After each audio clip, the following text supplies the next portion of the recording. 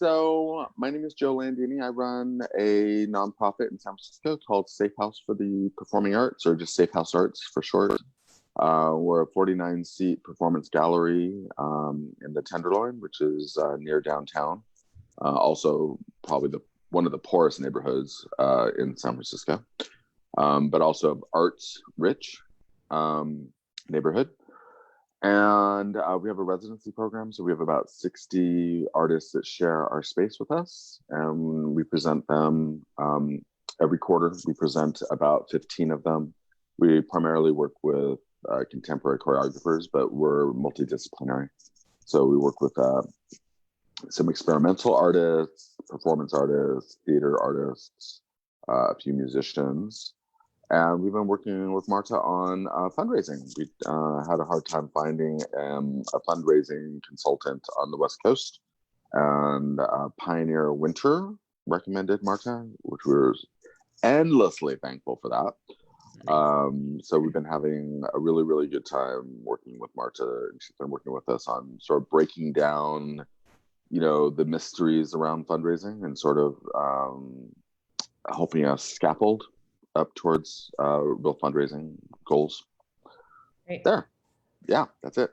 Excellent. And so what you were saying, just because I think my volume was low and not everybody heard, one of the things that you're doing with your artists is you do a lot of mentoring with the creative people who, your space is super big, but you support a lot of contemporary artists. So one of the things you do is you provide them with professional development. And one of those things that you said that you were doing right now is why not put them online, right? Right. So, one of the things we're seeing consistently is a lot of the artists are struggling with depression or not depression, but just social isolation, Yes. and feeling disconnected. And I guess in depression in some cases. And so, and that's actually, even in real time, that's something that we've struggled with because our artists do residencies. And so most of them sit in an empty studio by themselves week after week. And so one of the struggles that we've had is how do we bring people together? How do we help them create a community?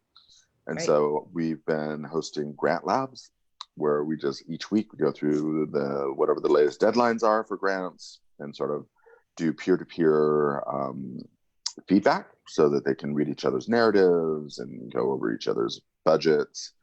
And I sort of lead them through that. And so we have found that that's a great way for people to sort of come together and offer support. And so now we're moving that to online.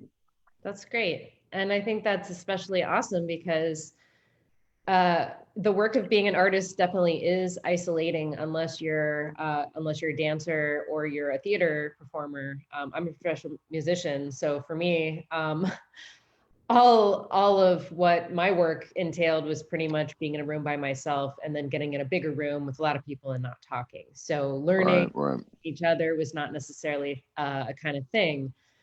We have somebody here who thinks grant labs are a great idea. I don't know that we have something like that here in Miami, but I think that's a great idea. Maybe that's something, Patty, that we could do here online as grant deadlines are coming up. I know individual artists and organizations have different grant deadlines, and it seems like hieroglyphics as to how to kind of start out with how to get started with grants, but especially for artists who are not necessarily writing and talking about what they're doing the work, right? And this is actually something I've been learning a lot from Pioneer. Pioneer Winter is a contemporary dancer here in Miami, and he's gotten some awards that are, he was named one of the 20 under 40. I'm on his board, so I'm really proud of him. I have to do a little shout out to Pioneer, but 20 under 40, I think, for or 20 to watch from Dance Magazine, which is a national publication, and he works a lot with democratizing bodies and poking at the idea of what dance looks like and what a dancer's body looks like. So yeah, once he started getting up into the categories of national funding, it's a whole different game in terms of how you present your application and the rigor of the evaluations and that type of thing. But I think for artists, I know the Miami-Dade County Department of Cultural Affairs and Knight Foundation have both funded, oh my gosh, what's the program now? It's I'm gonna circle back to you because it's important, but the creative capital grants. So creative capital grants are something that aren't available to artists, but knowing how to start and where to find them. Joe, tell us more about how you put together that idea of grant labs, because I think it's a great idea, and obviously our people watching here are thinking so too. Yeah, I think I sort of had to sort of crack that nut for myself, and I think that writing grants is definitely a very Byzantine puzzle, as is fundraising, right? And I think that what I learned from you is that there is a nut to be cracked, right? And so I think, but I had to do it for 20 years before I kind of figured out how do you translate this into a language that's less confusing for emerging artists, right? And so I think what I do is I get them into a room and we go through whatever the most recent deadlines are, and I'm able to give them templates of grants that we've written and sort of break it down for them. And I think the biggest thing that I've learned is us empowering them to make mistakes. I think it's super, super important in the grant process to get your name out there, because what I had to explain to someone recently was, you could use the reasoning of, oh, I'm not ready to apply for this grant, or I don't know how to apply for this grant, and then not apply, right? And there's this lost opportunity to introduce yourself to a funder, right? Mm-hmm. And I think one of the real values of even doing an incomplete grant or a grant that isn't as polished as some other people, at least you get on the radar of the funder. And that is invaluable, because otherwise the funder has no idea who you are, that you even exist, right? Right. And so I think that, giving them permission to fail. And I think that's something that, in our culture that we just don't do, especially I think artists are, trained to be competitive with each other and to be the best. And I think once you sort of take that away and just say, hey, no, you're just part of a community. This is your contribution to being part of this community. This is how you introduce yourself to people. And I obviously I'm oversimplifying it to some degree, but if I had to sort of put a synopsis of what the message is, it's don't worry about how good it is. Worry about developing the relationship, right? And I think that's where the real value is. That's amazing. I so appreciate that. And if anyone has specific questions about, how to get started with grants or how to get started, period, Joe is a founder of the group that he's running, SAFEhouse for the Arts, in San Francisco in the Tenderloin district. But I love what you were saying, Joe, about getting your name out there, because in some sense, just putting an application in is kind of like a form of marketing. Mm-hmm. And if you're an artist, you're not necessarily knowing how to communicate about what you're doing. Okay, Patty has a question here. Go ahead and type in your question, Patty. In the meantime, I'll just kind of continue along that line, which is one of the things that when I'm working with an organization or I'm working with an artist, if you're doing great art but not telling anybody about it, you're really missing out on the ability to grow a network, to get them super excited. These are people who want to discover you, but when it comes to actually getting your own name out there, it seems like something other people are good at. And so maybe you do some Instagram posts, but there actually is a technology of, number one, relationship building, and number two, communicating what it is you have of value to offer to people, and then cultivating people by people. What you're talking about is relationship building. But what are the ways to get in front of the people that you want to be in front of? Is that, we have some visual artists who are on here. We have some classical musicians. We have some painters. So, it's a visual artist, but anyway, just finding ways to identify who is it you want to know about your work. And so when you submit a grant, obviously you're thinking of the funding, but you're so right, Joe, and thank you for the reminder. What you're really going for with a grant application is the start of a relationship, because funding is about relationships. If you talk to any visual artists, they're collectors. Those are relationships that they're cultivating. So when you're looking for money, it's not just that you're looking for funding, you are actually looking for a person behind that funding and seeing how you can understand them. It's kind of like when you're dating, if you just talk, then there's no relationship there, because there's nothing of value that is coming back because you're not listening. So how can you figure out, number one, who are the people you want to be in front of? Number two, get to know them. What do they care about? And you're not going to necessarily calibrate your art to what they want, because that's not what art, the purpose is, but finding out more from them. And one of the things that I did early on in Miami in my time here, and Patty, I see your question, I'll be there in just a second, was I had a relatively underknown institution at the time. I just invited everybody to come and check it out. So that was an opportunity for me to get people to know the institution I was working for, but also I was new to Miami. So it was a way that I could start relationships. And whether or not we worked together, or whether or not we partnered, or whether or not, you know, something happened, the whole point was to communicate and to form relationships. Okay, so let's go to Patty's question. Templates were mentioned. Is this something we can access in a particular place? Also, how do we go about finding a mentor or guidance in the grant world?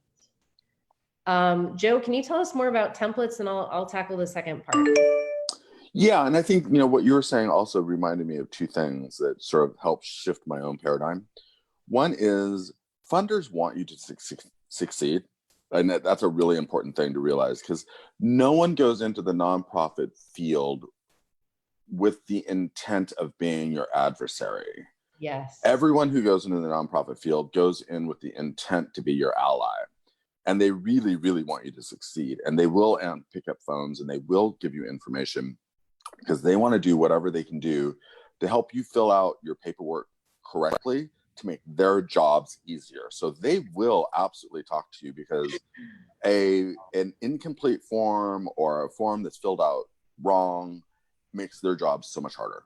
The other thing that sort of shifts my own paradigm is thinking about the money as a pot of money, and a portion of it is yours. It's actually, instead of thinking of it like a competition, to think of it like, oh, there's some money somewhere, I just haven't claimed it yet. I'm going to send in this basically proposal about how they should send the money to me, basically, right?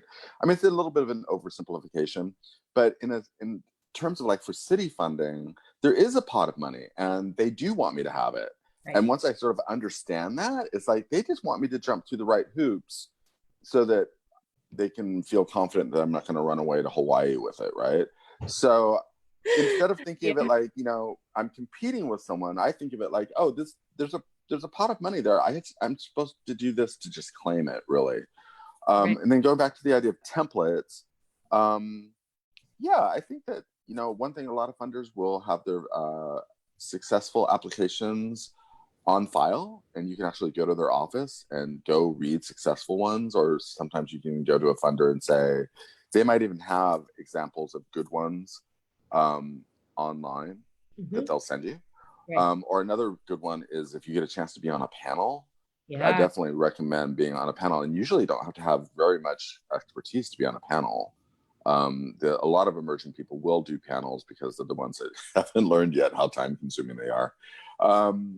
So getting on a panel and seeing, and literally, I think when I started, I would just take the binders home. Back then we had binders. I would take the binders home and I would literally steal stuff from the applications for templates, right? I would steal language. You know, I had a mentor that basically said, and this is what I tell our artists, I tell them, steal everything you can possibly steal from me. Like, download everything. If there was something I really didn't want you to have, trust me, it would be in a protected folder. So don't think I don't want you to steal it. Go steal it. Right. So templates, yeah, I think that's my observations about templates. Also, most grant writers will have something called boilerplate. What a horrible word, right? It just sounds like, you know, this is industrial grant making, right? We're just like making parts and replicating them. That's really not the point. But I think what is helpful about that is there are certain elements that are part of every grant. They want to know your mission. If you're an artist, they want to know your artist statement, right? They want to know what is it that you want to do, how much it's going to cost, and what impact is it going to make. And then usually there's a section about evaluation, which is like, how will you actually assess the impact that you're making through this? So I think in terms of putting a template together, yes, I agree with Joe. Steal from the best and make it your own, because there's a reason. I mean, the whole thing is, if you copy somebody's application, you better change it to make it yours, right? First of all, you're only stealing because you want to look at how other people have done it.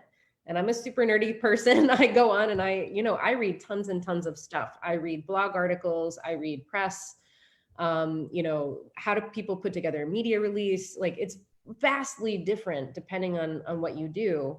And I work with lots of industries. So it's really fascinating to see how people talk about what they do. But when you actually have like access, like I know the NEA for sure, like you're saying, they have successful application examples that you can download from their website. They're not going to give you the beginning part, which is how do you fill out Form A before you get to Form B. But they do have best practices and all of the, and Patty's saying right on target, that's great. So they do want you to learn from people who are doing it really well, because to your point, Joe, they don't want to have to teach you every time that you're doing it wrong. They want you to have enough information there that is of value that you can actually advance, because that makes their work a lot easier. And I agree also about serve on a panel. When I first came here, I served on like 2 different panels from Miami-Dade County Department of Cultural Affairs. It was such a fantastic learning experience. And I was coming from DC. I had come from professional consulting world, working with Michael Kaiser. And, I had in my head a very clear sense of like what a great application looked like. And, I came and I served on a panel, which I had never done before. I just helped people prepare their grant applications. But actually seeing that there's a lot of mystery and a lot of people who are not quite doing it great.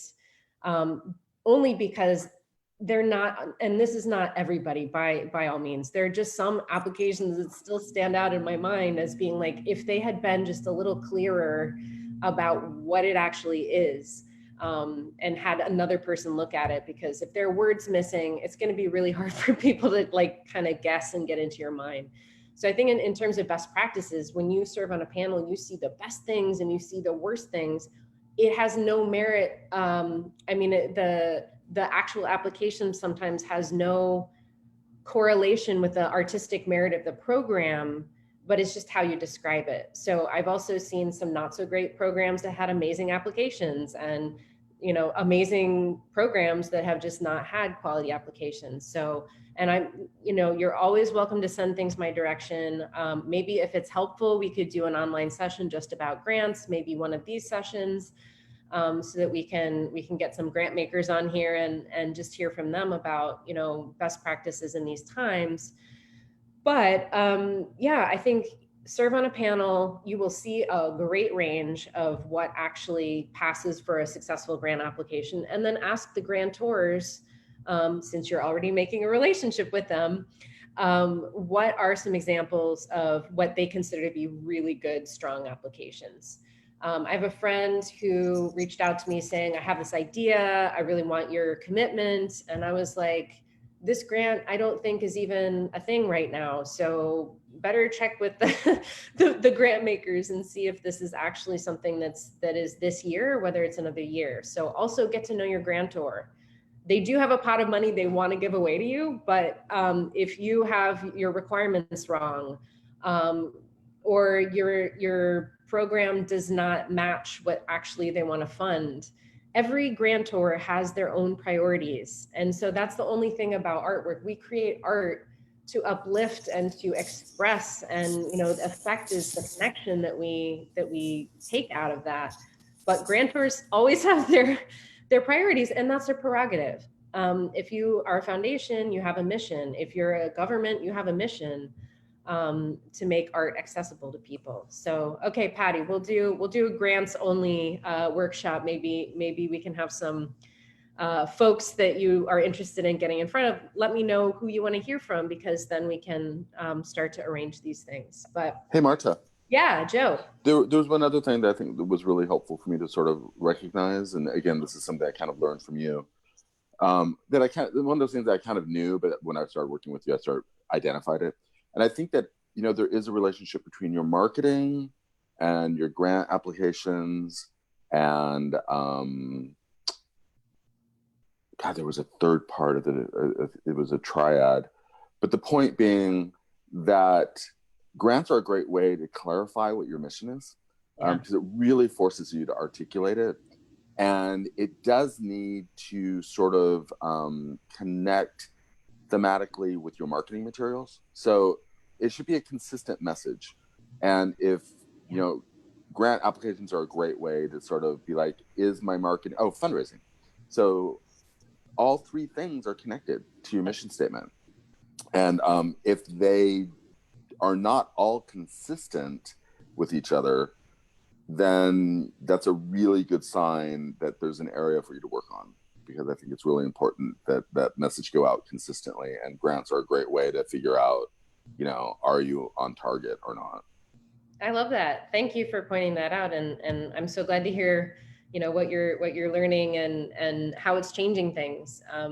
Because you know, you can have a lot of experience and then always be learning. And I think that's the brilliance of being a creative person, is we're always gathering more data and improving. That's what we do as artists anyway. But basically, yeah, so you just honed in on the idea of key messages. So a lot of what I work with on with people is, you know, what's your mission, whether it's your personal mission, your artist mission, or your organization mission. Like, you know, who, what, where is it all about? Why? What does it look like in the future as a result of your having done this? But one of those things that comes out of that then is what is your message? Like, what is the top thing that you want to share with somebody that will actually communicate what you're about, and then maybe get them enticed in what you're all about. Maybe invite them a step closer to come in. Again, when you're building relationships with people, if it's all blah, all the time, then there's no relationship there. But if you're, so oversharing is overwhelming, right? But also if you undershare, and or you're not clear, or you have all of these words that just could mean a lot of things to a lot of different people, it's hard for people to wrap their heads around it. And to your point, Joe, like, they want to know you, they want to see the value that you have, they want to engage in it, they want to support it, spread it, be involved, whatever it is. But if you have 3 core messages, 2 core messages, or even better, 1 core message, which yours is, we're saving arts from extinction, right? Right. In the area, which is very expensive and very hard for artists to have opportunities. So I love that your programs do just that thing. But if you don't have a core message, it's really hard for people who are potentially aligned with you to even find you. And yes, to use those core messages on your website, in your email communications, in your marketing, in your, well, I guess that is marketing, and then in your fundraising. And also for your board, if you're working with a board of directors, is your board seeing that message even in the meetings that are about business? So all of these things are not necessarily intuitive, but that's why we learn from one another. And that's why I'm committed to have this platform where we can all be kind of sharing our practices, sharing our expertise, and also sharing what's on our minds, especially right now. So we have 3 minutes left. Hi to everybody who's just joined on Instagram. Do you have any questions? I'll just wait a minute here and type them in. Let me go over to Facebook and see if there's any questions there. But yeah, this time is for you. Let us know what's on your mind. And otherwise, I'm going to ask Joe to tell us what was his favorite program at SAFEhouse Arts last year. My favorite program at SAFEhouse Arts. Oh, that's a good question. I mean, probably the ones that I participated in creatively. So last year, what did I do last year? I'm drawing a blank.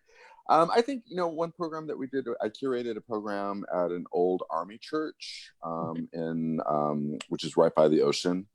We have a cultural center that was a former army base. And I was able to curate a program that was site specific. So we invited choreographers to come in and create pieces around the church and inside the church. So I think that was my favorite because it was right next to the ocean, and it's a beautiful area. I think it was fun to sort of invite my friends to come in, and it was a part of an international arts festival. So it was new audiences, and it was a really cool project. Cool. I think that was probably my favorite. Excellent. That is so cool. And a really neat way to do kind of like some site-specific work. Yeah. Neat. Excellent. Well, we have 2 more minutes. I figured out how to flip Facebook around so that we could see you, Joe. Oh, yay. I'm sorry, this is Instagram. But yeah, a huge shout out to everybody. I want to invite you to join me tomorrow and the rest of the week at 3 o'clock Eastern. We're just going to have a series of conversations. This is your platform. If there are questions on your mind, if there are things that are burning, if there are, worries and anxieties, if you want to just have some meditation, we can do that. I'm open to make this platform for you. However useful we can make it for you. So with that, I'm going to thank you all for being part of this today. Patty says, thank you, Marta and Joe. And I'll see you here tomorrow. So thanks.